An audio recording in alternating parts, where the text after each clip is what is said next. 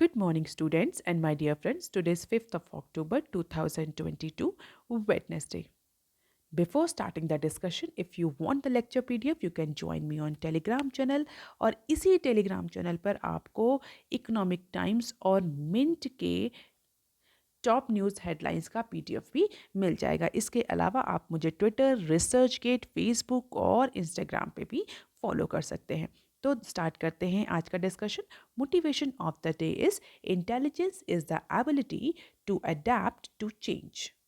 और आज के न्यूज़ एनालिसिस में हम ये 7 न्यूज़ आर्टिकल्स कवर करेंगे। तो देख लेते हैं आज का पहला न्यूज़ आर्टिकल जो कि बिजनेस स्टैंडर्ड के पेज नंबर 1 पर दिया हुआ है और इसी के साथ हम पेज नंबर 4 पर दिया हुआ भी एक आर्टिकल कवर करेंगे। तो देख लेते हैं आज का पहला आर्टिकल क्या है। Indices lock best 1 day gains इन 5 वीक्स। कल के न्यूज़ एनालिसिस में हमने इंडिया के जो बेंचमार्क इंडाइसेस हैं उनके डिक्लाइन के बारे में डिस्कस किया था। हमने ये भी डिस्कस किया था कि क्रूड ऑयल के प्राइसेस बढ़ने की वजह से, ग्लोबल रिसेशनरी विंड्स की वजह से इंडिया के जो बेंचमार्क इंडाइसेस हैं वो फॉल कर रहे हैं। लेकिन ट्यूसडे को ट्रेडिंग सेशन में इंडिया के जो बेंचमार्क इंडाइसेस हैं उन्होंने गेन रजिस्टर किया अप्रॉक्सीमेटली 2% का। तो जस्ट लाइक ग्लोबल मार्केट्स और other emerging market economies, India's benchmark indices have also rallied over 2% on Tuesday. क्योंकि जो यूएस के जो ट्रेजरी, जैसे इंडिया में हमारे गवर्नमेंट सिक्योरिटीज़ होते हैं वैसे ही यूएस में ट्रेजरी बिल्स होते हैं। तो यूएस के जो ट्रेजरी बिल्स हैं उनकी ईल्ड में थोड़ी सी डिक्लाइन देखने को मिली, जिसकी वजह से जो एक सेंटिमेंट डेवलप हुआ कि सॉफ्ट इकोनॉमिक डेटा की वजह से प्रॉबेबली फेडरल रिजर्व जो है वो less aggressive monetary policy tightening process में जाएगा, जिसकी वजह से जो इन्वेस्टर्स हैं उनमें रिस्क एपेटाइट थोड़ा सा इंक्रीज हुआ और इमर्जिंग मार्केट्स में थोड़ा सा बाइंग देखने को मिला in comparison to the last few weeks. तो पिछले 5 हफ्तों में अगर डेटा को कंपेयर करें तो इंडाइसेस ने अभी तक का बेस्ट 1 डे गेन रजिस्टर किया है after climbing to 3.95% in the last week. तो लास्ट वीक जो इंडिया के बेंचमार्क इंडाइसेस थे उनमें अप्रॉक्सीमेटली सभी इंडाइसेस में हमें डिक्लाइन देखने को मिला था, क्योंकि जो यूएस बॉन्ड है, यूएस का जो ट्रेजरी बिल है 10 ईयर्स का, उसमें भी अप्रॉक्सीमेटली 3.95% का डिक्लाइन केवल लास्ट वीक में देखने को मिला था, जिसकी वजह से जो इमर्जिंग मार्केट्स के इक्विटी मार्केट्स हैं उन सब में भी सेम ट्रेंड फॉलो हुआ था। क्योंकि जैसे ही यील्ड बढ़ती है यूएस के ट्रेजरी बॉन्ड्स की या ट्रेजरी बिल्स की, जो कि लास्ट वीक हमने देखने को मिला, उसके बाद जो इमर्जिंग मार्केट्स होती हैं वहाँ पर हमें सेल ऑफ देखने को मिलता है। तो लास्ट वीक अप्रॉक्सीमेटली 3.9% का इंक्रीज हुआ था यूएस बॉन्ड में, जो कि इस पर्टिकुलर वीक में डिक्रीज होकर के अप्रॉक्सीमेटली 3.62 पहुंच गया, जिसकी वजह से ऐसा एंटिसिपेट किया जा रहा है कि प्रॉबेबली जो फेडरल रिजर्व है, यूएस फेडरल रिजर्व है, वो लेस एग्रेसिव पाथ अडॉप्ट कर सकता है फॉर मॉनेटरी पॉलिसी टाइटनिंग। और इसी के साथ जो रिजर्व बैंक ऑफ ऑस्ट्रेलिया है उसने भी अपने जो इंटरेस्ट रेट है वो इंक्रीज़ किया और ऐसा एंटिसिपेट किया जा रहा है, ऐसा स्पेक्यूलेट किया जा रहा है कि जो अदर ग्लोबल सेंट्रल बैंक्स हैं वो भी फ़िलहाल के लिए अपना फोकस इन्फ्लेशन पर कर सकते हैं और कई सारे सेंट्रल बैंक जो हैं वो आगे आने वाले टाइम में जो रेपो रेट है, पॉलिसी रेट है, उनको इंक्रीज़ करेंगे। मोर ओवर इन सारे फैक्टर्स की वजह से इंडिया में जो बेंचमार्क इंडाइसेस है उसमें अप्रॉक्सीमेटली 2.3% का इंक्रीज़ हमें सेंसेक्स में देखने को मिला और यही सेम ट्रेंड हमें निफ्टी 50 में भी देखने को मिला। निफ्टी 50 ने भी अप्रॉक्सीमेटली 2% का ही गेन रजिस्टर किया। और अगर हम इंडिया में ओवरसीज़ इन्वेस्टमेंट की बात करें या फॉरेन पोर्टफोलियो इन्वेस्टर्स की बात करें तो अप्रॉक्सीमेटली 1,345 करोड़ के जो वर्थ के हमें बाइंग देखने को मिली after the dumping of over 13K crore worth of share in the month of September. तो सितंबर जो पूरा मंथ गया उसमें हमें सेलिंग ज़्यादा देखने को मिली थी, जिसकी वजह से जो इंडिया के बेंचमार्क इंडाइसेस थे वो फॉल कर रहे थे। So this is a short of rebound in Indian equity market, best single day gains in 2022 for Nifty. तो देख सकते हैं कब इससे पहले सिंगल डे गेन रजिस्टर किया है निफ्टी 50 ने। तो इससे पहले 15 फरवरी, मई 20, मई 17, अगस्त 30 एंड फरवरी 25। और ये कल का गेन है, दैट इज अक्टूबर 4 को निफ्टी 50 ने एक सिग्निफिकेंट गेन अप्रॉक्सीमेटली 2.3% का रजिस्टर किया. Top gainers IndusInd bank, Adani, Bajaj coal and Hero MotoCorps. And this is the Nifty sectoral indices, जिसमें हम देख सकते हैं private banks, metals, PSU banks, IT और बैंक्स ने सबसे ज़्यादा गेन रजिस्टर किया. And this is a 10 years government security yield. This is for India and this is for USA. और इंडिया में हमें थोड़ा सा यील्ड में स्टेबलाइजेशन या हम देख सकते हैं कि शार्प मॉडरेशन या डेक्लाइन देखने को मिला. और यही सेम टर्न है यूएस ट्रेजरी बिल में भी देखने को मिला. और यही न्यूज़ हमारे पेज नंबर 4 पर दी हुई है, उसको भी हम साथ में ही कवर करेंगे. जैसा कि अभी हमने डिस्कस किया कि लास्ट वीक में अप्रॉक्सीमेटली 3.5% का इंक्रीज रजिस्टर हुआ था यूएस ट्रेजरी बिल्स में, जिसकी वजह से हमें इमर्जिंग मार्केट्स में सेल ऑफ देखने को मिल रहा था. इस वीक अप्रॉक्सीमेटली 3.6% का डेक्लाइन या हमें ईज देखने को मिला है या मॉडरेशन देखने को मिला है यूएस बॉन्ड की यील्ड में, because of the soft economic data on manufacturing sector in USA. तो देख लेते हैं न्यूज़ क्या है. Bond surge as growth fears drag down US debt yield. तो जो बॉन्ड मार्केट पार्टिसिपेंट्स हैं उनका ये कहना है कि जो यूएस या जो ट्रेजरी बिल है वो फिलहाल के लिए अपने लोवेस्ट लेवल पे ट्रेड हो रहा है इन ऑलमोस्ट लास्ट 2 मंथ. सो अभी जो फिलहाल यूएस बॉन्ड यील्ड है वो डिक्लाइन हो गई है अपने लास्ट 2 मंथ. यहाँ हम यील्ड की बात कर रहे हैं student, do not get confuse it. Bond price and bond yield दो डिफरेंट कंसेप्ट्स हैं. और कई बार हम डिस्कस भी कर चुके हैं. Bond price and bond yield are inversely related. As the price of bond goes up, the yield decreases. As the price of bond goes down, the yield increases. So इन दोनों में inverse relation होता है. Here we are talking about the bond yield, not the bond prices. तो US के जो treasury bill हैं उनके last 2 month में का जो डेटा है बॉन्ड यील्ड का, अगर हम उसको देखें तो कल के ट्रेडिंग सेशन में US bond yield decline to their lowest level in almost 2 months as per the market participant, जिसकी वजह से जो गवर्नमेंट बॉन्ड हैं वो स्ट्रेंथन हुए हैं. इंडिया में 10 ईयर्स के जो बॉन्ड्स होते हैं उन्हें हम बेंचमार्क बॉन्ड्स बोलते हैं. A fall in US debt yield increase the appeal of fixed income instruments in emerging market such as India. और यहाँ पर एक और आपको फैक्टर बताना चाहूँगी मैं. अ fall in 1 basis point, a fall in 1 basis point in the 10 years yield correspond to rise in the price of 7 पैसा. बॉन्ड प्राइस जो अप्रॉक्सीमेटली 7 पैसे से बढ़ता है. तो अगर इंडिया में 10 ईयर्स के जो बॉन्ड्स हैं जिन्हें हम बेंचमार्क इंडाइसेस भी बेंचमार्क बॉन्ड्स भी बोलते हैं, अगर उनमें 1 बीपीएस उनकी यील्ड में 1 बीपीएस का डिक्रीज होता है तो अप्रॉक्सीमेटली 7 पैसा का इंक्रीज होता है बॉन्ड प्राइस में. ये जैसे कि मैंने डिस्कस किया, बॉन्ड प्राइस और यील्ड इन्वर्सली रिलेटेड होते हैं. तो अगर इंडिया में बात करें जो 10 ईयर्स के जो बेंचमार्क बॉन्ड्स हैं उनका जो यील्ड है वो अप्रॉक्सीमेटली 7.36 पर सेटल हुआ अगेंस्ट 7.47 ऑन मंडे. तो इंडिया के जो बॉन्ड्स हैं 10 ईयर्स के उसकी यील्ड में हमें थोड़ा सा डिक्लाइन या मॉडरेशन देखने को मिला. That simply indicates there is a strengthening or increase of price of bond 10 years bond in India and strengthening of government bond because of the decline in US Treasury bill prices. तो US के जो economic data है उसका impact India में कैसे पड़ा. जो US के जो बॉन्ड्स हैं या बहुत सारे यूएस के जो 10 ईयर्स के जो ट्रेजरी बिल्स हैं उसके इम्पैक्ट इंडिया के बॉन्ड मार्केट पर अभी एज ऑफ नाउ पॉजिटिवली पड़ रहा है because of the soft economic data in manufacturing sector. अब देख लेते हैं article number 3 that is given on page number 4 of business standard. Dip in demand from China, Italy में हिट एक्सपोर्ट्स.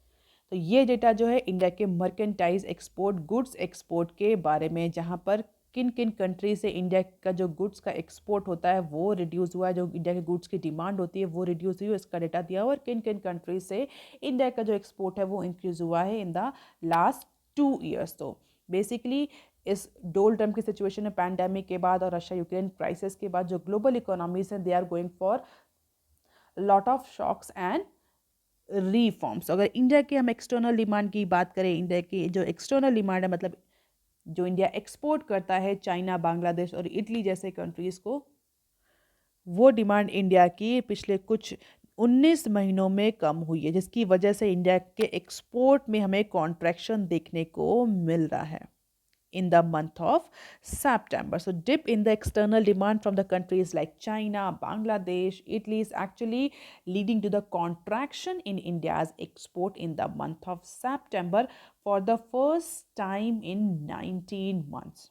तो अगर 50 इंडिया के टॉप ट्रेडिंग डेस्टिनेशन या export destination countries की बात करें तो उसमें से 19 कंट्रीज़ में अप्रॉक्सीमेटली एक्सपोर्ट कॉन्ट्रैक्शन देखने को मिल रहा है. Export had decline only to 6 among the top 50 destination in the month of June. तो जुलाई, अगस्त और जून के मंथ में मोस्ट ऑफ द जो इकोनॉमीज़ हैं उनमें हमें कॉन्ट्रैक्शन दिखना शुरू हो गया और अगस्त आते आते अप्रॉक्सीमेटली 17 से 19 इकोनॉमीज़ जो कि इंडिया की एक्सपोर्ट डेस्टिनेशन थी उनके ऑर्डर्स और एक्सपोर्ट में डिक्लाइन हुआ है.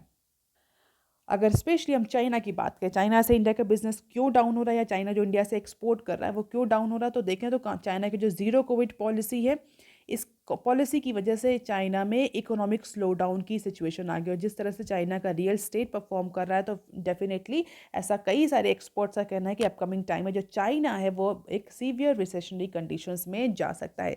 और इसी वजह से इकोनॉमिक स्लो डाउन जो कि चाइना में आ रहा है because of its zero Covid policy, इसी वजह से इंडिया का जो एक्सपोर्ट है चाइना का वो अप्रैल से अगस्त मंथ के पीरियड में अगर हम देखें तो कॉन्ट्रैक्ट हो, क्योंकि डिमांड ही नहीं वहाँ पर. जब डिमांड नहीं हो तो there will be no import, और इम्पोर्ट नहीं हो तो इंडिया का डेफिनेटली एक्सपोर्ट जो चाइना को करता था इंडिया वो डिक्लाइन हुआ है.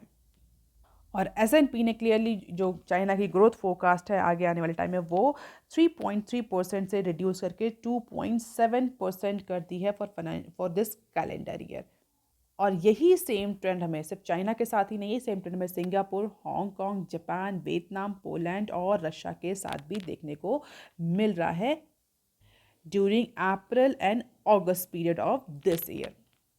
तो अगर हम टेबल में देखें तो top 10 countries by export contraction, ऐसे जुलाई से अगस्त मंथ के बीच में कैसे और कौन कौन से कंट्रीज़ एंड डेस्टिनेशन है जिनसे हमारा एक्सपोर्ट कॉन्ट्रैक्ट हुआ. तो China, Bangladesh, Hong Kong, Italy, Nepal, Japan, Vietnam, Taiwan, Poland and Russia. तो जून से लेकर के अगस्त मंथ तक का डेटा दिया हुआ है एंड देख सकते हैं दोनों ही मंथ में अप्रॉक्सीमेटली और इस पूरे पीरियड में इन सारे कंट्रीज़ के साथ हमारा जो एक्सपोर्ट है वो कॉन्ट्रैक्ट हुआ है.